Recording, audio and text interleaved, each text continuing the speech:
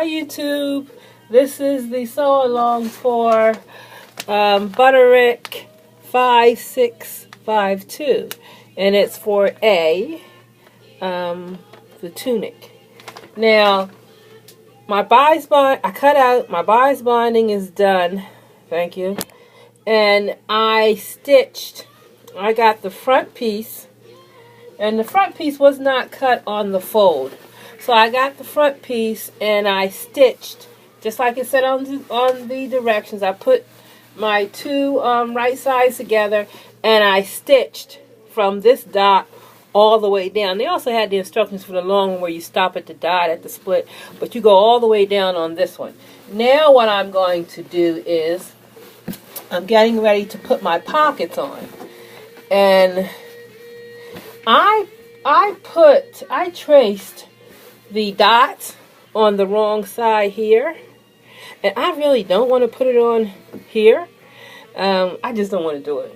So therefore what I am going to do is I'm going to sew some thread. I could have done this through the pattern. I think this is called tailor's tacks, but I'm going to do it so I can see it on the outside because I need to place the dots.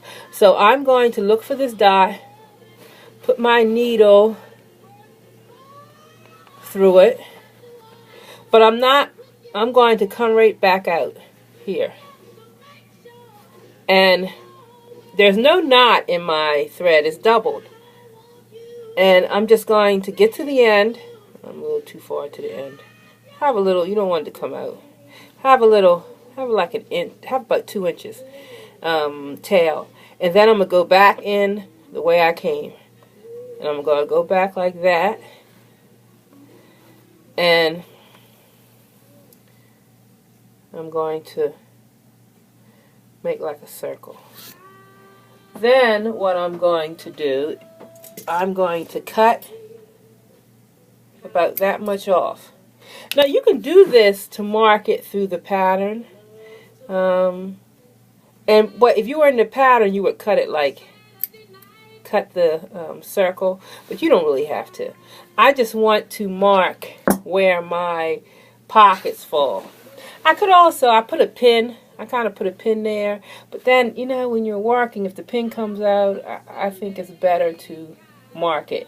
And I get thread from, they say you shouldn't get thread that's too old, but I get thread from anywhere really, thrift stores or wherever. I just test the thread. I kind of stretch it to see when, you know, at where is this breaking point. If it's breaks easy, I use it for this type of thing, or I use it for basting when I'm doing a mock garment. I like to use pink for tacks like this because pink usually shows up a lot better. And when I'm doing gathering, I usually use thread like this.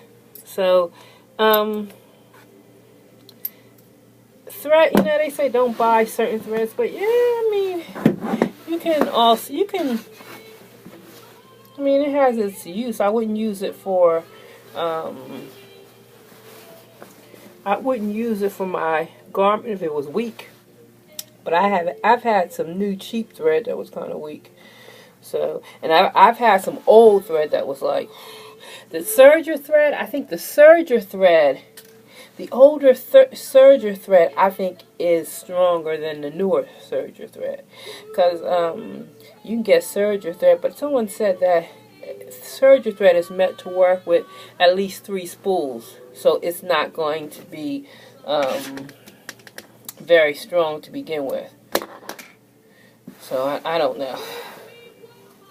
I just think if you're going to sew, you could put money doing other things. I mean, you can, I'm not saying you can't buy good fabric. I'm not saying you can't put time into doing it.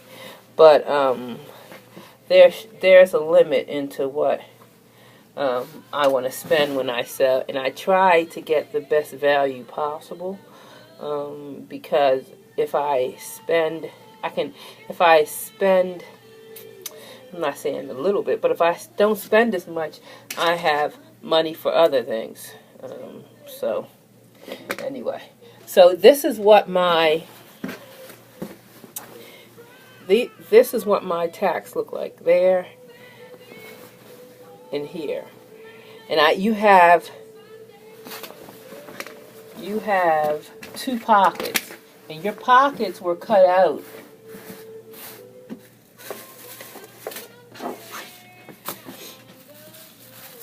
like this. I used my weights. I didn't really use pins. And on the other side, I used my tracing wheel and I traced the fold line for the pockets. So what I'm going to do, I'm going to show you how I'm going to do my pockets. And they're really not, it's really not like here, because there was this easy way to do pockets that I always do now. So I never really do the pocket how they say to do it. So I'm going to come back and I'm going to show you how to prep your pocket and do your pocket.